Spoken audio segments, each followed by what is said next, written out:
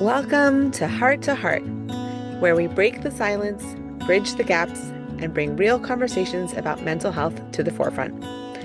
I'm your host, Leigh, founder and director of The Long Short Road.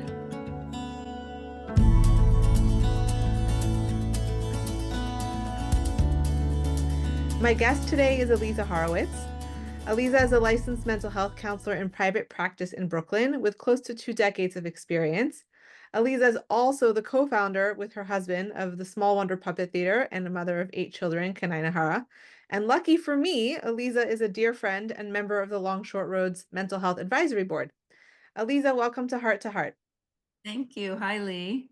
I'm so happy to have you here. Thank you for giving me the honor. It's my honor, truly. Um, so can we start? I would love to start with hearing a little bit about your story. So tell me about your journey into psychotherapy and what inspired you to pursue this career path. Okay, so I think it started when I was born. I grew up in New Orleans, Louisiana, and was raised in a secular Jewish family. My father was a psychiatrist, kind of renowned psychiatrist in New Orleans. And in those days, the psychiatrists were therapists as well. They were mainly the main therapists. There wasn't much medicine around at that time, and they were all psychoanalysts. So my father particularly broke out of the mold and became more humanistic, and he started to do group therapy, which was not done then in New Orleans. I went to all these workshops, so I grew up with that as a backdrop, that my father was a therapist and he would always be, I don't know, he was immersed in that type of work, and it just became part of our life. My mother was a social worker. She got her license when she was 50 and became a play therapist. So she actually taught me how to be a play therapist when I was really young. And I incorporated that later in my work. I have a brother and sister who are both clinical psychologists, and another sister who's a professor of early childhood. So it's just like in the bloodstream to become, eventually I'd had to become a therapist. It was part of the calling. Yes, and I always liked helping people. I used to take people off the street and bring them home. And my parents were very good sports about it. When I was 12, I would take people in and say, "Oh, you need help? Come into the house," and I'd bring them into our house. Oh my So God. I think it was in the stars long before it happened.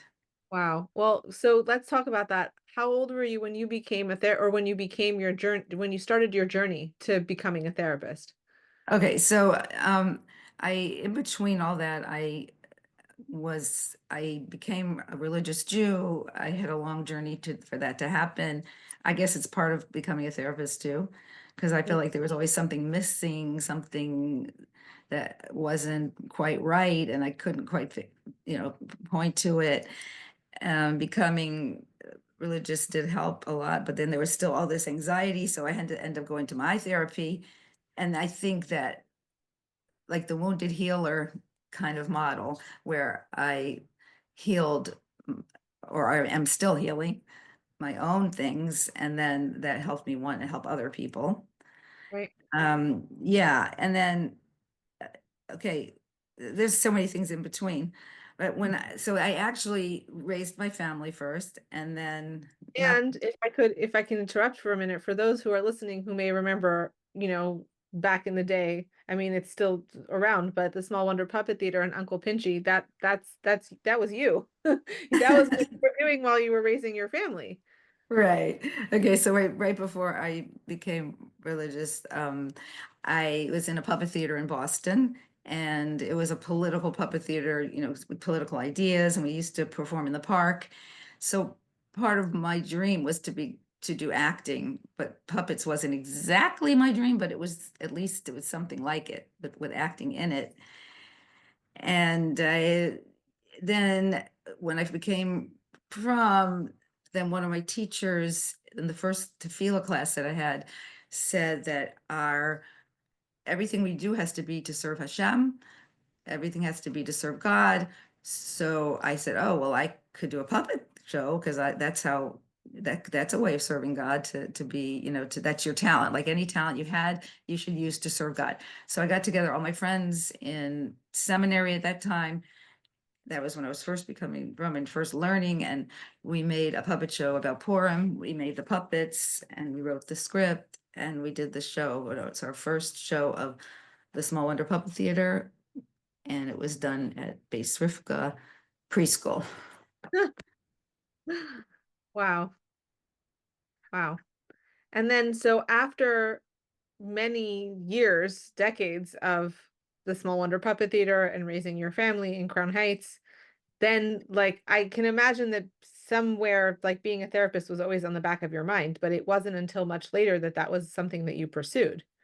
Right. So that's what happened at age 50 was when I got my license, which is reminiscent of my mother who got her social working license when she was 50. And so I had gone back to school in between a few years before that, got my master's, and then started practicing. But again, before that, I was like you said, it was just kind of in my mind that I want to help people and help people heal. So it just became more official, I guess, when I got my license. Right. Well, as someone who was basically raised in your household, I can say very definitively that you were helping people a long time before it was official, before there was a piece of paper to signify anything. But it's, it's empowering for me also to hear, this part of the story that like, I think a lot of people have this idea that there's a certain timeline that you have to follow in life. You have to have certain things checked off by a certain age, and that is not true, right? Like you got your license at 50. Your practice started at 50 years old. Like that's amazing. So I figure I won't get as burned out as like all everyone in my family at this point is my siblings. They're now retiring or semi-retiring. Wow. I just feel like I'm just getting going, You're just getting started. Right. That's amazing. I'm not ready to stop. Well, yeah, I mean, that's incredible. That's really amazing. And one of the areas that you focus on, I know it's not the only area, but it's one that's particularly interesting to me, is psychodrama. And you mentioned earlier that your father was involved in group therapy before it was like an official thing. So I think that's also a pretty cool through line that that was something he was doing, and then have incorporated psychodrama in some ways into your practice, and that it's, because that is, well, so here's my question. Could you, I think that a lot of people hear these words around therapy and therapeutic models, but they're kind of like buzzwords that everyone knows they exist, but doesn't actually know what they are. So could you explain what psychodrama is and how it works, and like what's the model and how is it used? Okay, great. So there is a man, and his name was, I guess it still is, Jacob Leigh Moreno, and he started psychodrama in 1921. He grew up in Austria, and his first foray into groups was that he and another person would go into this place where all the prostitutes lived in Austria and in Vienna, I mean, and they would and started a group with them, started group therapy. Also helped these women because they were very compromised, of course, in a lot of ways, helped them get their rights and brought lawyers in.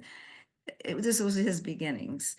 So Wow. he's not his whole he was a genius and very creative. So what is psychodrama? It's actually the first group therapy. There's so many things based on psychodrama, and people don't realize that it started with psychodrama. So what he did, what did Jacob Moreno do? He took theater and drama and he used it for therapeutic purposes. It was always done in groups at that time. Mm, Now, it's still considered group therapy, but you can take psychodramatic techniques and use that privately as well. So he saw that people could benefit from exploring and expressing emotions and experiencing, but through drama and action. So it's different than talk therapy. right. It's more of an idea of show me, don't tell me.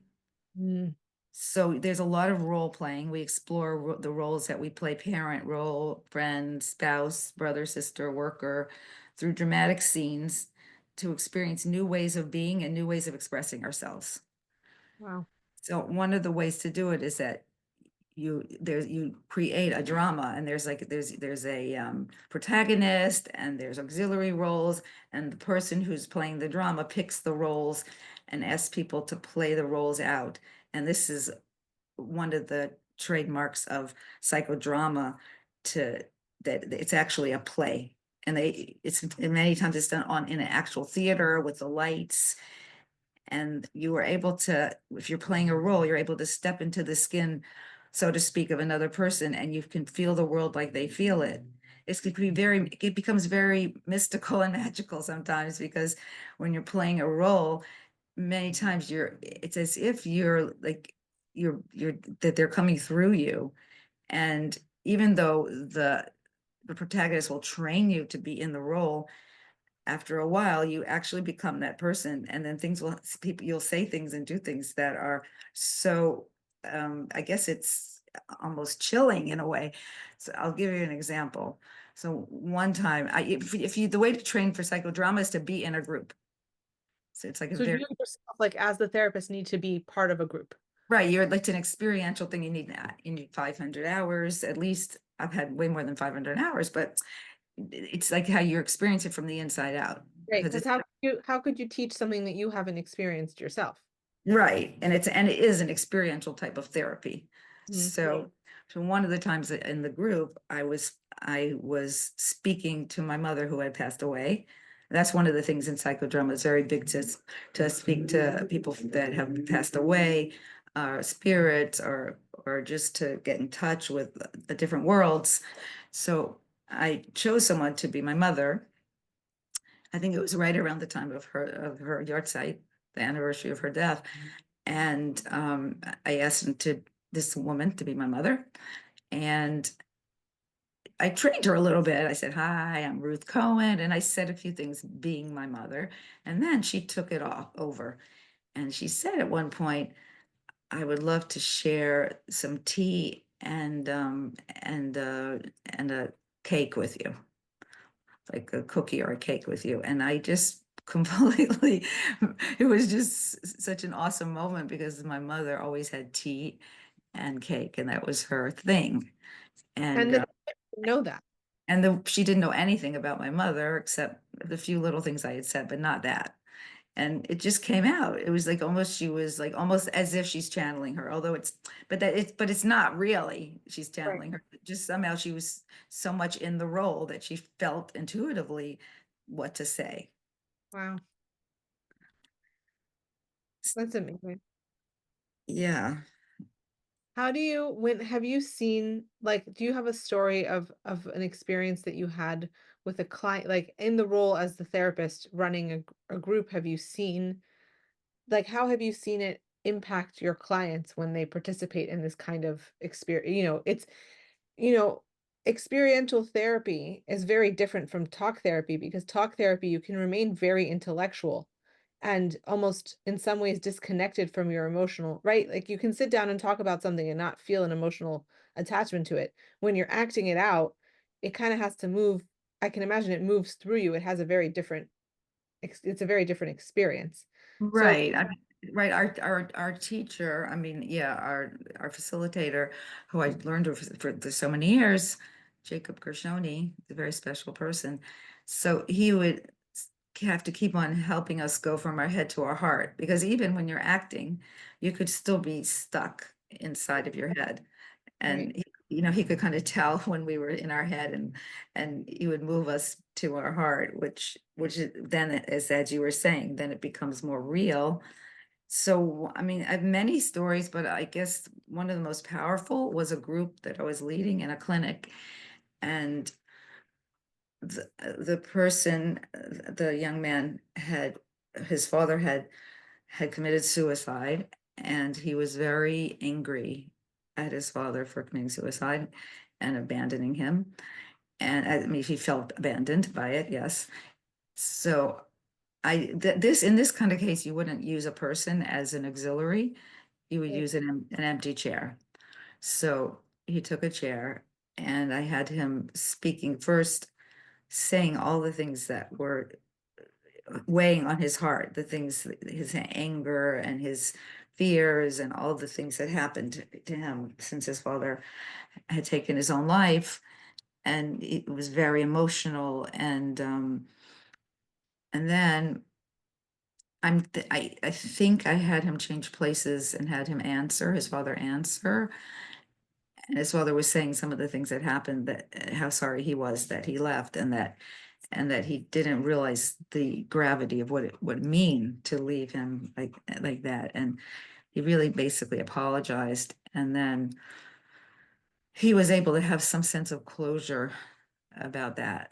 That Wow. like as when he let all the negative feelings out and all that pain out, and not all, but much, then he was able to let some of the good feelings come back in, and realizing, like, having some more empathy for what his father went through. And there was like a little sense of forgiveness there that hadn't happened before. Wow. It sounds like a door was open to a new sense of like a new perspective almost.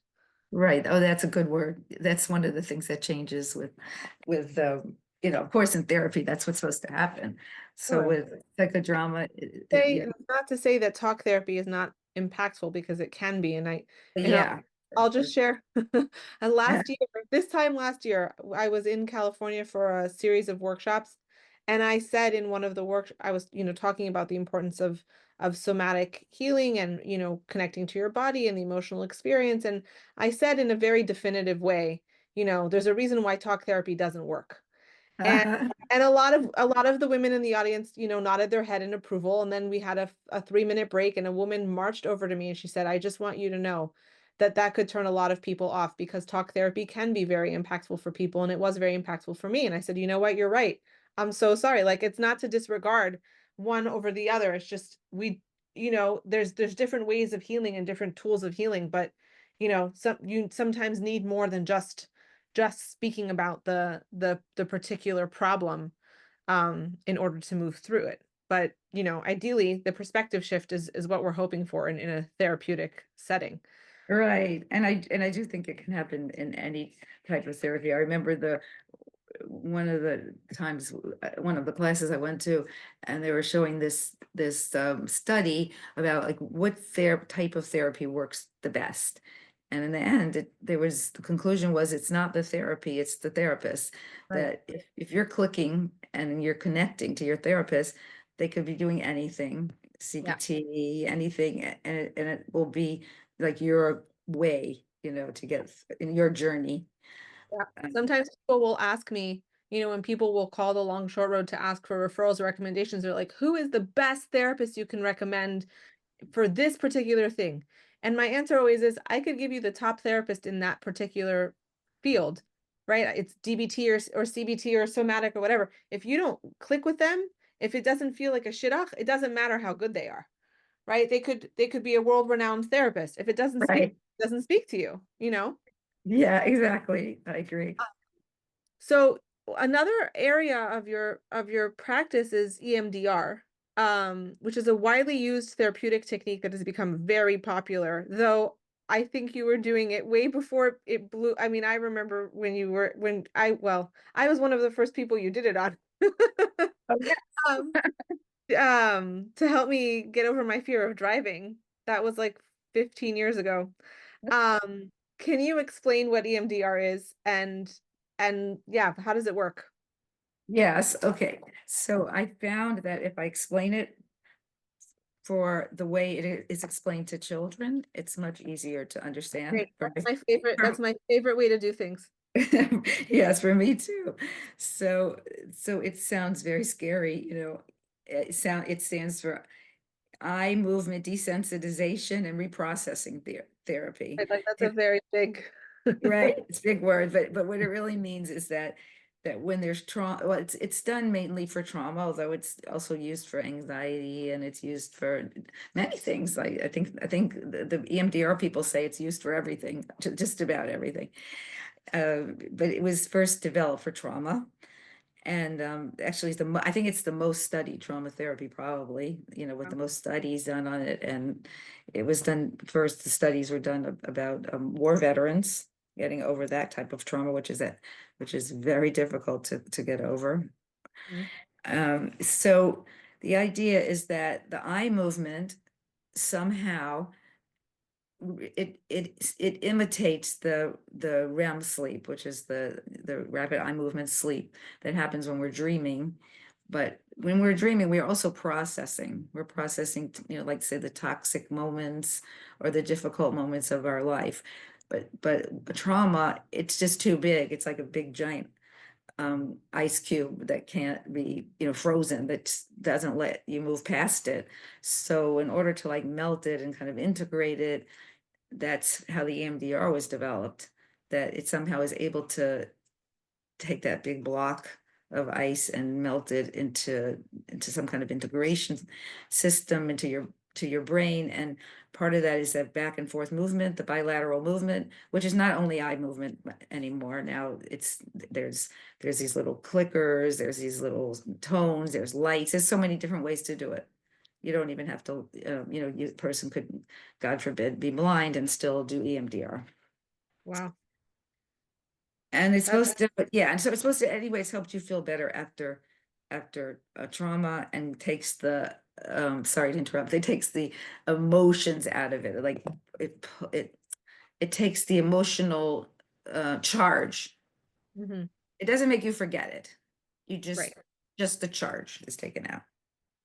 Which when you're, trauma can feel very much like an open wound, right? And if you try to touch it when, right, it's like when you try to touch an open wound and any grazing of the skin will make you flinch and jump in pain. And if you can take the fire out of it, so to speak, and make it less intense, then you can actually deal with it. Right, that's a very good example. Yeah. So it's like the thing doesn't go away, and you don't really want it to go away because it's part of you, it's part of your life, but it just that emotional distress and the Yeah. physical distress and the flashbacks, it calms that down. And Right. actually they tell people if they have a court case, so let's say an abuse court case, not to go to EMDR before they do the case, before you solve the case, because sometimes it works so well that the person is not agitated, or they can't get passionate about it, Mm, and they might lose their case. So that's an interesting, that is interesting. side point to it. And it's interesting what you said about and not wanting to get rid of it, because the truth is that as much as we would like to get rid of our traumas, if we get rid of our past, then we're also getting rid of ourselves. Right. That is such a deep concept, what you just said. I I know mean, my, it's very hard to wrap our heads around, and I think anyone who's listening right now who's currently actively working through their trauma and is wishing that they hadn't experienced that, that's a totally valid desire, right? Like I know from my experience, my traumatic experiences throughout my life, that there is part of me that wishes that I could just say, erase them and say, wish I never experienced this, wish this didn't happen to me, but then I wouldn't be the person I am today. But I'm saying that after years and years of therapy and all kinds of, different modalities to help me get to the place that I am. I think that if you would have asked me 10 or 15 years ago, am I grateful for my trauma? I would have said absolutely not. right, right. But That's I've a, been yeah, working on it for 15 years, so now I can say that. that's a Um, very important point. That's, right, yeah, we're looking into the future and the past at the same time. right, right. Yeah. Aliza, before we go, is there a message of hope that you would like to offer any of our listeners, anyone who's listening right now who may be struggling? Do you have any message of hope or healing for them? Yeah, I really love that question. And I think we're living in times that are, I guess I would call it quite exciting, in the sense that every other day there's a new discovery, there's new cures, there's the information is just pouring out. I mean, even this podcast itself, I don't know, years ago there weren't hundreds of mental health podcasts that you could listen to.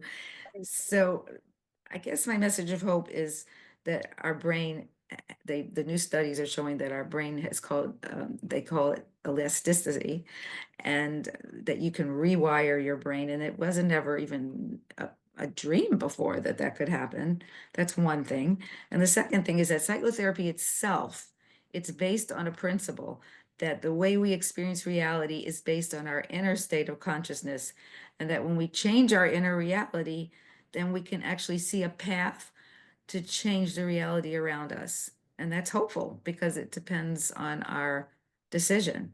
That as long as we can listen to ourselves honestly without judgment, then we can do this. We can take the long, short road. That's exactly what it is. We are taking the long short road. Aliza, thank you so much for being here and for making time to speak with me about this. I'm really so grateful to you. And yeah, I just thank you. Totally my pleasure. Thank you. Thank you for tuning in to Heart to Heart. If you or someone you love is struggling, please know there is hope and help is within reach. Since 2019, the Long Short Road has been walking alongside at-risk individuals, offering trauma-informed programs, a non-emergency hotline, and a community that fosters healing. No one has to go through this alone, and we are here for you. Discover how the Long Short Road is changing lives. Visit www.thelongshortroad.com or email us at info@thelongshortroad.com to learn more. You can be part of this mission. Sponsorship opportunities for Heart to Heart are available. Honor a loved one, support your community, and help us make mental wellness resources accessible to those who need them most. Until next time, remember, love and connection are the greatest healers. This is Leigh reminding you, hope is here, healing is possible, and you are never alone. Together, we're walking this long, short road to a brighter future.